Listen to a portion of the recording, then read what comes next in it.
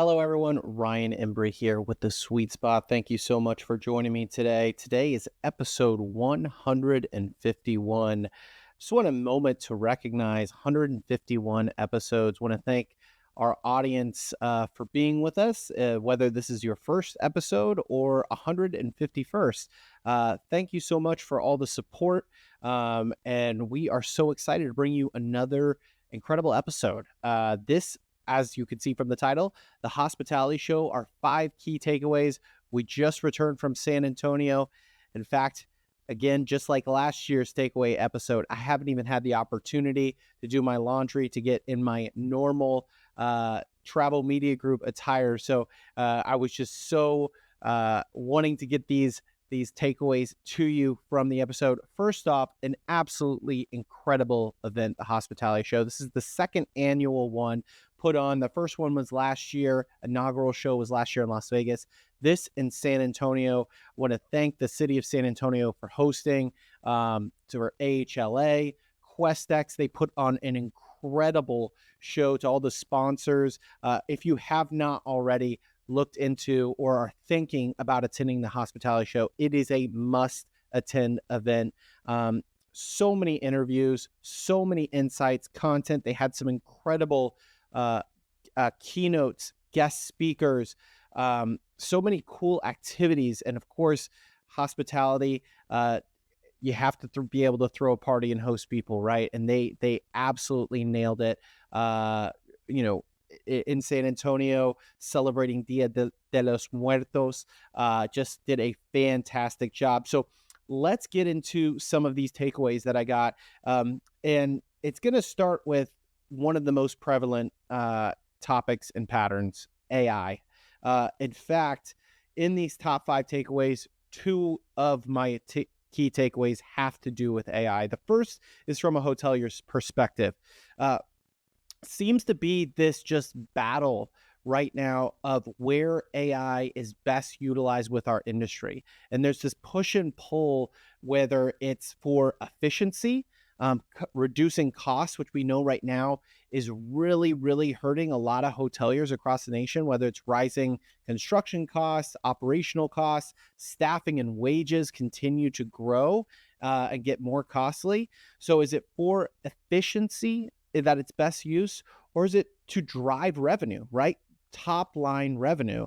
And there was kind of this little just debate of what is AI best used for right now. And there was an incredible panel on AI. There were several of them, but the one I had the pleasure, there was one guest speaker who kind of talked through the stages of AI and where we are, and actually broke it down into 3 stages. And we're on the precipice of the third right now. So I'll go through the first one, which was predictive, right? That's your chat GPT, just kind of giving us maybe, hey, write me an email, answering sort of questions for you. And then we kind of slowly moved into this co-pilot. You see a lot of these big companies kind of roll out this co-pilot that was really supposed to do actions for you. And now the panelists had kind of challenged that we're into this third, which is assistive and autonomous and agent kind of stage of AI, where this would be kind of the human touch mixed with AI. And I think he's definitely on to something as far as, some of the things that we really could make more efficient. Folio requests, right? That was the great example of how many folio requests, and yet there still has to be human touch involved.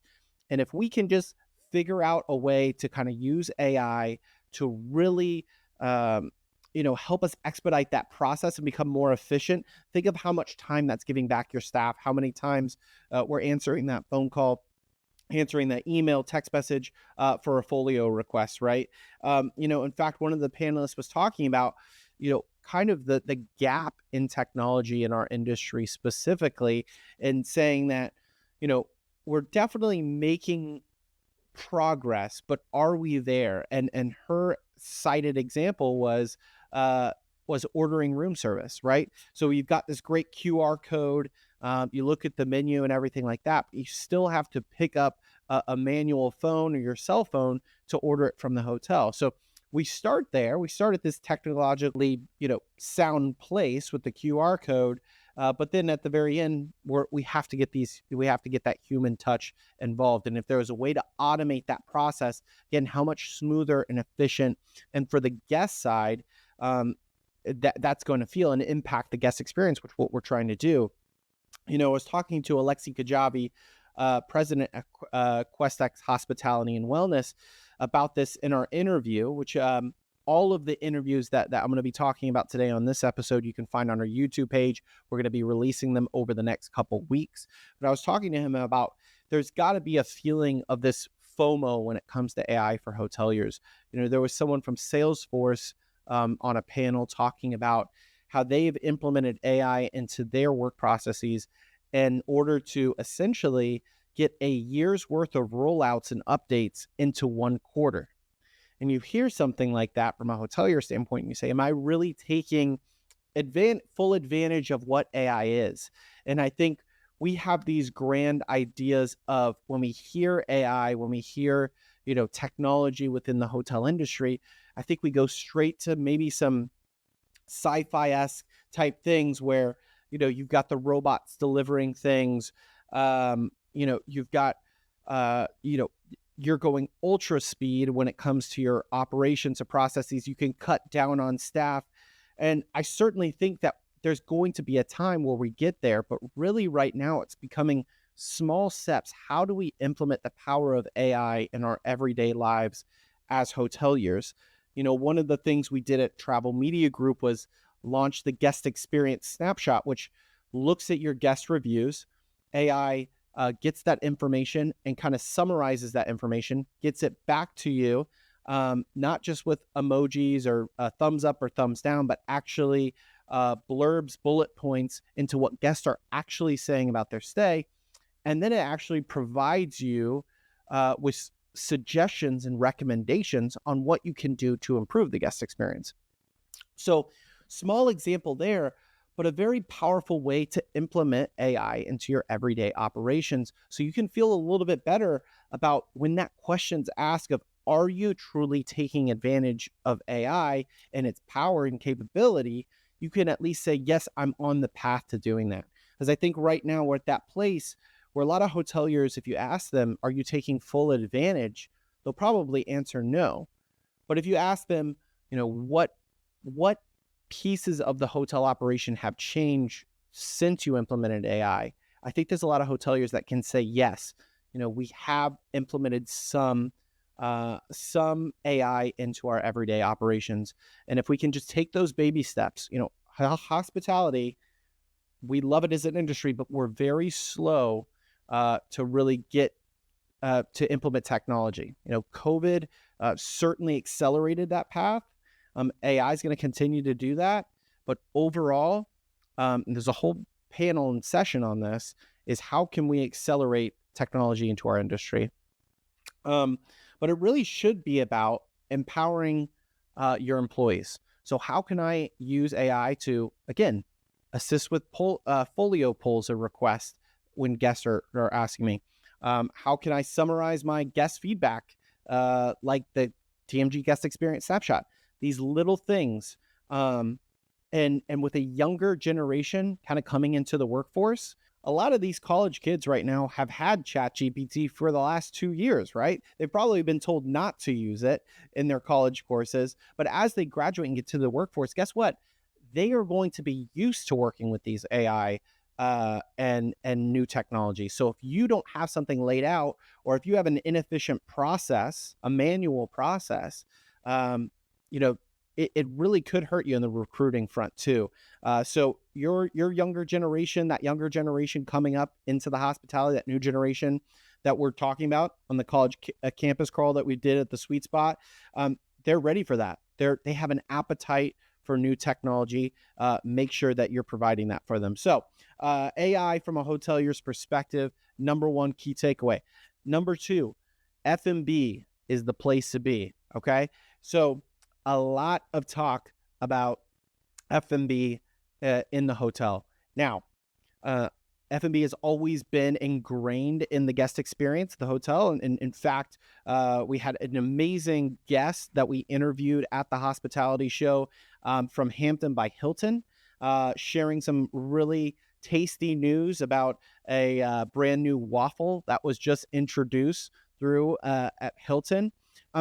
But now hoteliers are starting to think beyond breakfast. There's a reason why that is some on our guest sentiment reports at Travel Media Group. There's a reason why breakfast and F&B always find its way into the top 10 and sometimes even top 5 most mentioned tags in guest reviews. It's a major piece of a hotel experience, and hoteliers are seeing that.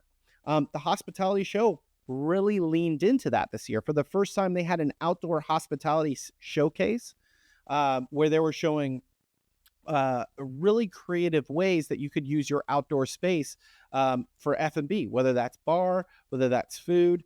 You had an incredible keynote from Jose Andres, the famed restaurateur and philanthropist, who had just some incredible stories with some recent natural disaster and how food, really changed food and hospitality. He was also really grateful and thankful for those hotels that stay open during those natural disasters so that he and his team can go into these disaster areas and provide food for those that are most need at that time. But it goes beyond that. Hotel restaurants, I had Paul Corey on from Corey Hospitality. He mentioned it. Hotel restaurants are now becoming community gathering spots. We're seeing at Travel Media Group more interest than ever on hoteliers and properties that we work with that want to manage their online reputation and respond to their guest reviews that are leaving reviews about their restaurants, because they know that that's a powerful differentiator for their property. This is also a really amazing opportunity for you to showcase your local area, your culture, personalization, hotels, new developments. I've had the pleasure of interviewing multiple GMs and managing director of brand new developments. And the place where I really hear the passion shine through in those episodes is when they're talking about their F&B and the meticulous planning that goes around those restaurants. Hoteliers, developers, they're seeing this as a revenue generator. It's a differentiator. And it's also, again, a way for you to, really embrace your local area, your culture. I mean, San Antonio, we had the chief strategy officer from Visit San Antonio, another interview we conducted at the hospitality show. He was talking all about how they're really focused on, Michelin's coming to Texas for the first time, how they're really focusing on cuisine and F&B travel, which is a growing trend right now. So F&B, certainly the place to be. My second key takeaway at the hospitality show. Third key takeaway, sustainability, right? I love these conferences. I love the hospitality show in general because all of the brands, all of the power players from management companies are present at this show. They have a really big presence there. And what you find is in hospitality, obviously there's a lot of differences, but there's a lot of the same. And those big issues like sustainability, responsible green travel starts to rise to the top. You had multiple brands making commitments that we've seen over the last couple of years to green initiatives. One of the panelists kind of used the phrase little to bigs, right? So over the years, if you've traveled anywhere, you've probably seen those small shampoo or lotion bottles, body wash, and now those were used to be those little plastic containables. Now we're in kind of a dispenser mode, right? So you're little to bigs. There were some incredible stats shared of the plastic and frankly the savings that were monetary savings that were associated with that trend, and how more and more hotels are adopting this. But one thing I would challenge the hotel and hospitality industry to do is to really educate the guests on why we're making these changes. I think one of the best things that really became popular, 3 to 5 years ago, was the housekeeping rule, right? Keeping your towels up versus throwing them on the floor, knowing if you wanted a fresh towel or not, right? That was effectively communicated to the guests, and there was a real reason. And kind of responsibility around it as your guest to make that decision. You almost felt accountable for that. If you were keeping your towel, you felt maybe a little bit like you were doing a little bit of good, right? A little bit of green travel there. Some of these changes that we're implementing are fantastic or for sustainable travel. They just have to be properly communicated to our guests, right? Recent example for me personally was at a great hotel in San Antonio. The water pressure was a little bit lower than I preferred, right? But if that was, but as I'm sitting there thinking about that, wishing that water pressure was a little higher, I started thinking, well, maybe this was a something implemented from the hotel for a low flow water system for green as kind of a sustainable initiative for the property. But I didn't see any sort of cards talking about that. I didn't see anything that communicated to me that that was the case. Now, I knew that because I work in the hospitality industry, and I knew that that is, a sustainable practice that hotels do. But for a lot of guests, they don't know that, right? So, challenging hotels to really communicate from anything, locally sourced food at your F&B. If that's locally sourced, that goes a long way. Your guests will appreciate that. Any green initiative, make sure that's communicated. It makes for some great social media posts, goodwill, could be a differentiator for you, especially with the younger generation, which we're going to talk about. Corporate travel, they're going to start looking a lot closer at this, right? I heard the other day talking about monetary budget and a carbon budget on corporate travel. They are going to start really focusing in on those properties, those hotels, cities in general, that have really green, sustainable practices that they're implementing at their properties. Some of the questions that were raised on the sustainable panel, things like renovations, right?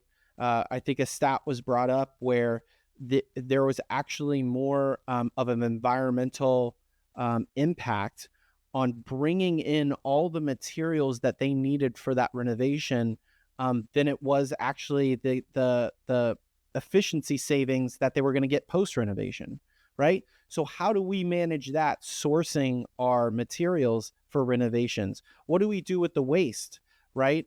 Best Western was talking about how they implemented something where there needs to be 50-inch TVs in all of their hotels by a certain date. Some of the franchisees were asking, what do we do with these existing TVs, right? Isn't that creating more waste? So these are important questions that our industry has to answer. But for the most part, the good news is that we're getting there. We're making progress, a lot of commitments. AHLA does some amazing things with Green Key Global, which they just announced this past year. Absolutely, amazing to see.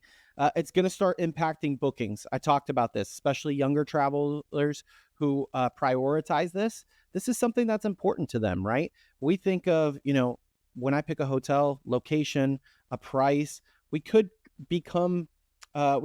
see a day where a traveler looks at price, location, reviews, and they also could look at what's the green initiatives, what's my carbon footprint. I mean, we're already seeing that on airlines that will show you the carbon footprint that you're taking, which one is most efficient as far as your flight goes. It is not within the realm. And it's also going to be important to recruiting employees, right? When you're talking about hiring someone and you're able, and they're looking at a job, a front desk agent for your property or the property next door, very similar pay, very similar location, maybe opportunity for growth is there, is a distinguishing factor that you prioritize sustainability in your operations at your hotel. That is absolutely something that someone would find as compelling and could be a positive differentiator for you in your recruitment efforts. So again, keep all of that in mind as you move forward and start to implement these practices moving forward. We had an incredible idea, or that's being implemented right now. One of the sweet spot guests that we had, I believe a year ago, said along with the physical invoice, the monetary invoice for your stay, you also were included a carbon invoice. So the carbon footprint that essentially your stay cost, quote unquote. I just think really, really creative idea there. Could be something where people get competitive, showcase that online, could make for some great marketing. So sustainability, my key takeaway, number 3 from the 2024 hospitality show. Number 4, back to AI. This is where we started the episode. We talked about AI with hotels, hotel owners and management and operations. What about AI and the traveler's journey? Really, really cool things that we heard could be coming down the pike. Travel planning with AI. One of the things that the panelists were talking about, how the younger generation has shown that they are prioritizing experience over material. That is fantastic news for the hotel industry, but they are going to continue to do just as much research as you would do on Amazon. If you're buying a new car, think about the amount of research that you do when you're buying a new car. To this younger generation that is prioritizing experience over material, they are going to do their due diligence. They have the channels to do it. And they have maybe different channels that we've been prioritizing as a hotel industry, right? Social media, we've seen completely be a place where TikTok right now is more of a search engine than Google. For some hotels, that's a scary thought, especially if you don't have an account, right? Instagram is somewhere where they're sharing information. But with that, a big thing that they were talking about AI and maybe some of the kind of caution flags for hotels out there in hospitality is fake feedback is going to become a real problem here soon. Whether that's deep fake images, fake blog posts, fake guest reviews, we know that that's a huge problem. This is going to continue to be an issue for hotels, and it's really going to impact those that really rely too heavily on AI to create content for them online. Authenticity was the word of the year last year, right? And it's only going to become more powerful. If you can create authentic experience that guests share, trusted guests share on credible sources out there, you will have an advantage, because this fake feedback is limitless, really. If you wanted to create as much fake imagery about your hotel, you can't. There's AI image generators out there, but it's going to negatively impact your business.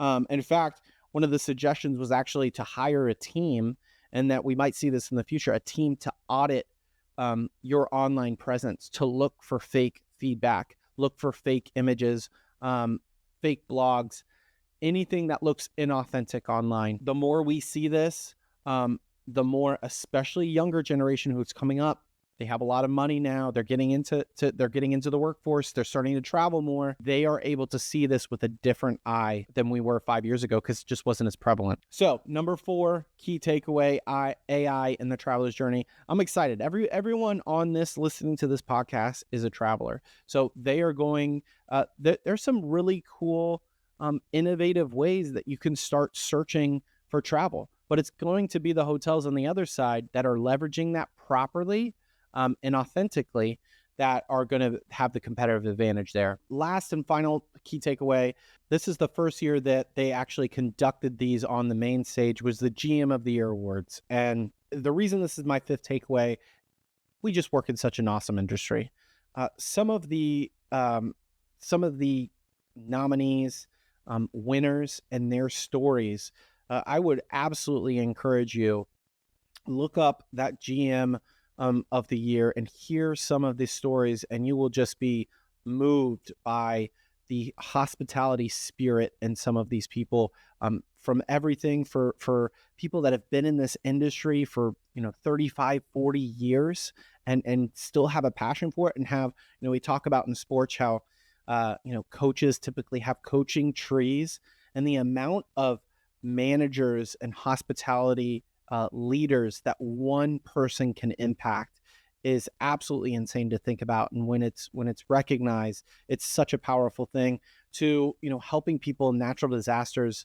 One of the GMs was recognized, had to go through those fires last year in Hawaii, and to hear the stories and how that hotel opened its doors to its employees, to the local community, and the impact that hotels and hoteliers have on their local community, can't be understated. It was a very, very powerful piece. I'm so happy that was highlighted and showcased on the main stage this year. I hope they continue to do it, because again, we just have such an incredible industry. We had the pleasure of interviewing one of the GM of the Year nominees, Michael Million.